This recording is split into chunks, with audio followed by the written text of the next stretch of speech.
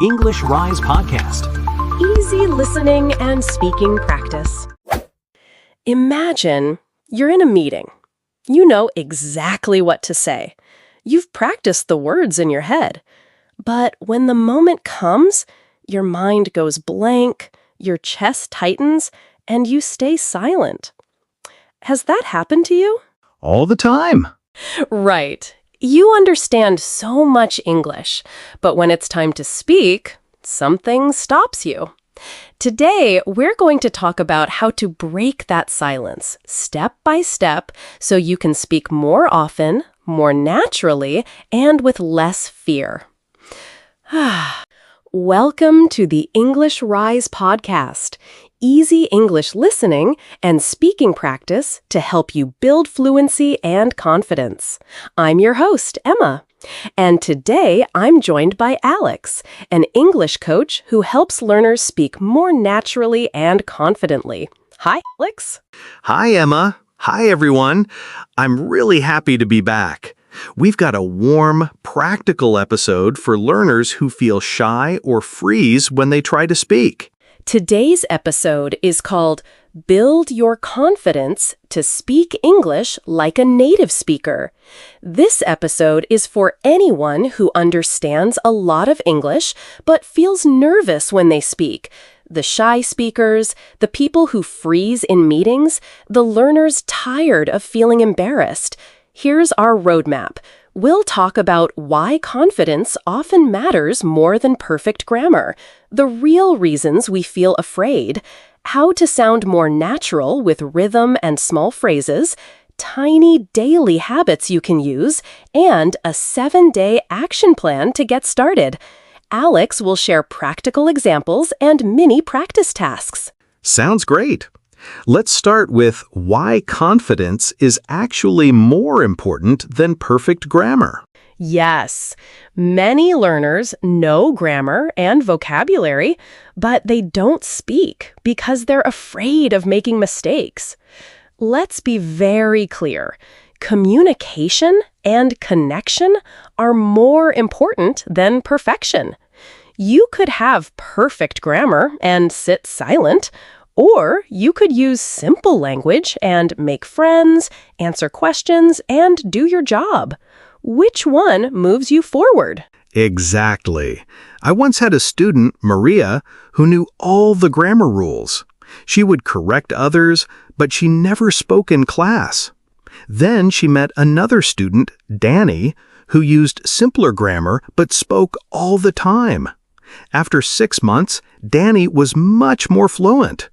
Not because Danny learned grammar faster, but because Danny practiced speaking. Practice beats perfection. Yes. Also, native speakers make mistakes too. They use slang, they repeat themselves, they pause, they keep talking. Confidence changes your voice. You speak with more rhythm, you take natural pauses, and you sound fluent, even when your sentences are simple. When you sound confident, people focus on your message, not your mistakes. That's the key. So, if confidence is the real problem, why do we feel so afraid to speak? Let's name the main fears. Okay, first, fear of judgment. You worry people will think you sound stupid or laugh at your accent. Second, comparison. Social media and advanced speakers make you feel small. Third, past negative experiences, being corrected sharply or laughed at. Fourth, unrealistic expectations, thinking you must be perfect before you speak. And fifth, simple lack of practice. You read and listen a lot, but you rarely speak. Those are the big 5. Let's unpack one by one. Alex, about fear of judgment, what do you tell students? I tell them, you are not alone.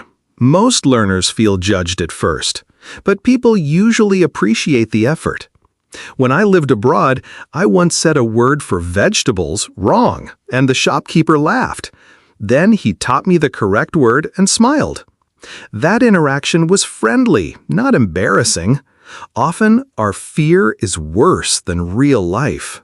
Right. And comparison? Oh, that's dangerous. You see perfect speakers online and forget no one starts perfect. Everyone began with small, awkward sentences. Progress isn't a straight line. About past bad experiences, if someone corrected you harshly once, it sticks.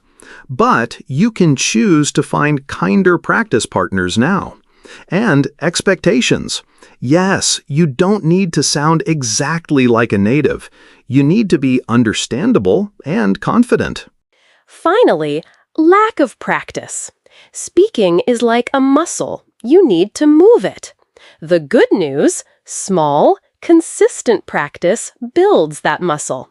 Not big, rare sessions, short, daily exercises. So, good news and a plan. Let's talk about sounding more natural. Many learners think big vocabulary is the answer, but rhythm and stress matter more. English is a stress-timed language.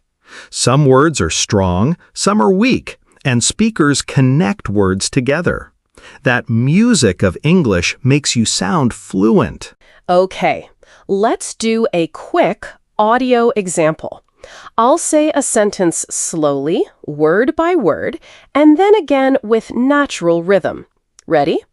First, slow. I want to go to the airport.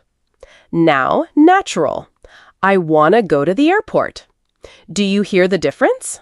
Yeah, the natural version is faster in parts, connected and smooth.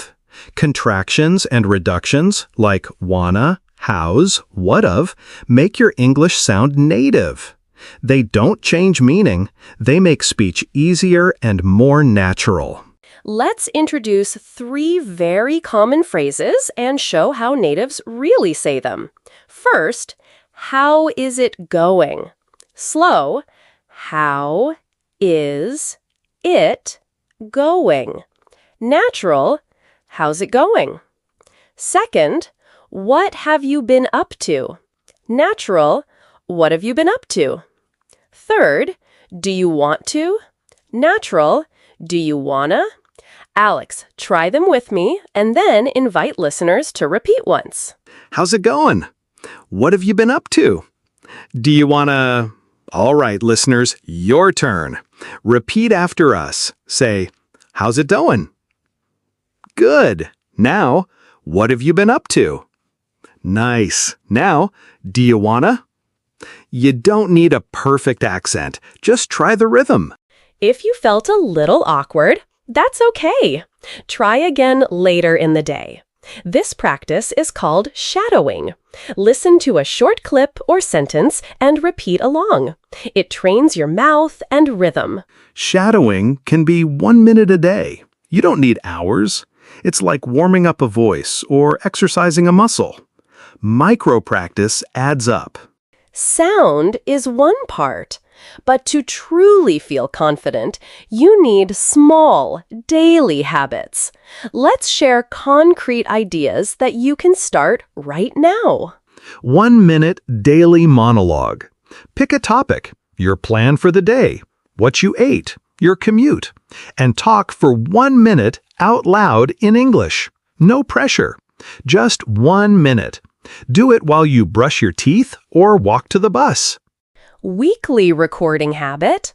Once a week, record yourself for 30, 60 seconds, describing your week. Listen back, not to criticize, but to notice progress. You'll hear improvements you don't notice while speaking. English zones. Choose moments in your day where you only think in English, your commute, shower, or cooking.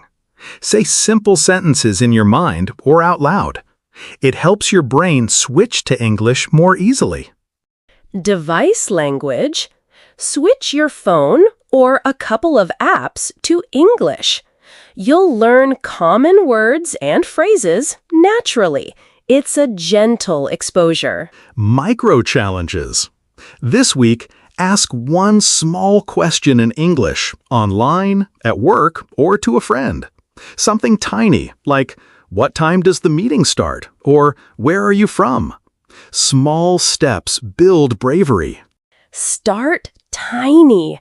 Don't aim for dramatic change. 1 minute a day is better than one long study session a week. Consistency beats intensity here. Now, we need to change how you think about mistakes. Emma, say it plainly. You cannot learn to speak English without making mistakes. Full stop. Mistakes are not failures. They are information. Each mistake shows you what to improve. I remember a time I used the wrong verb and a friend gently corrected me. I felt embarrassed for a second. Then I used the verb correctly the next time. The mistake stuck with me. That's proof mistakes help memory. Simple strategies when you don't know a word. Describe it with easier words. It's like a small machine for coffee. Or say, how do you say this in English? Or, I don't know the word, but it's like this. These phrases keep the conversation moving. And use gentle self-talk. Say to yourself, it's okay to make mistakes. I am learning. I don't need to be perfect. Or, my goal is to communicate, not to be perfect. These phrases change your nervous system slowly. They calm you. Great. Now, let's turn ideas into action with clear scenarios you can try this week.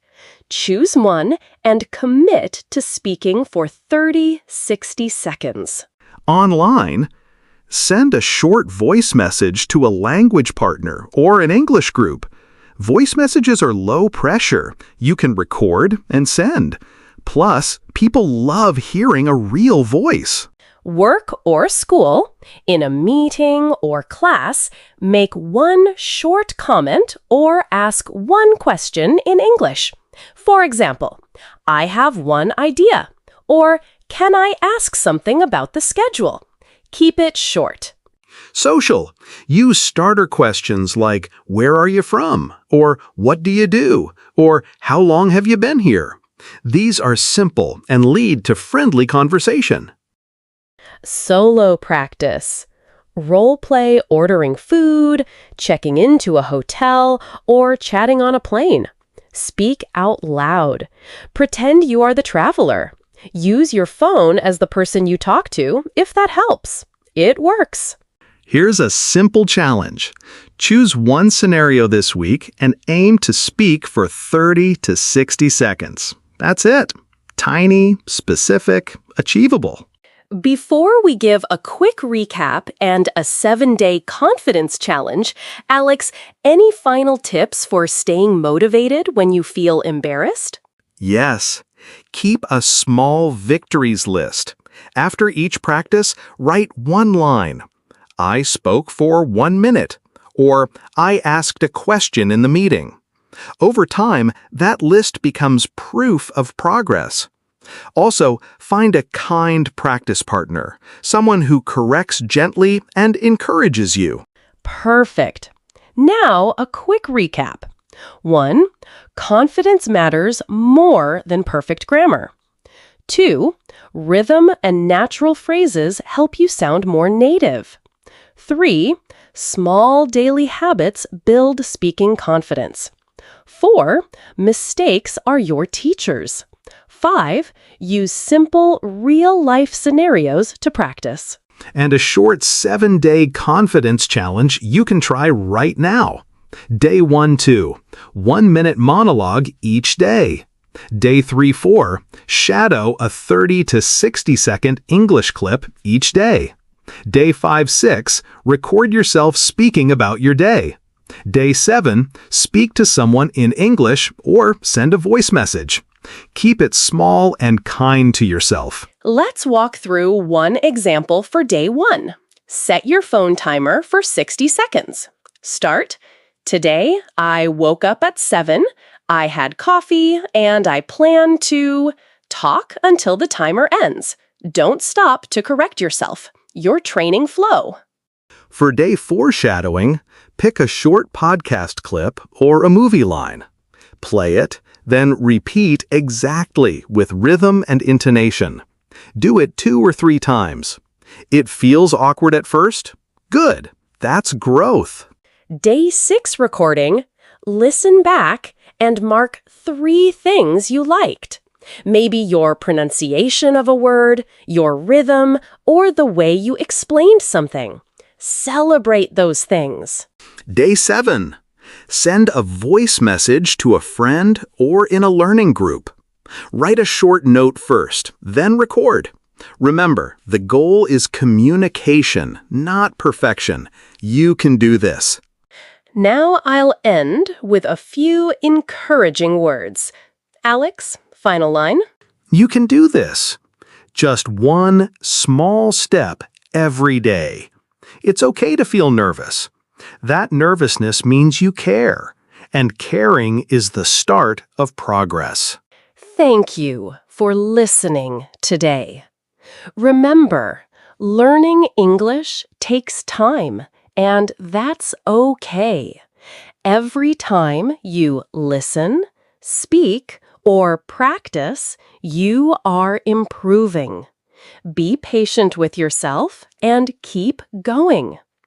If you enjoyed this podcast, come back again and keep practicing. We'll keep learning together. Easy listening, better speaking, rise higher. See you in the next episode.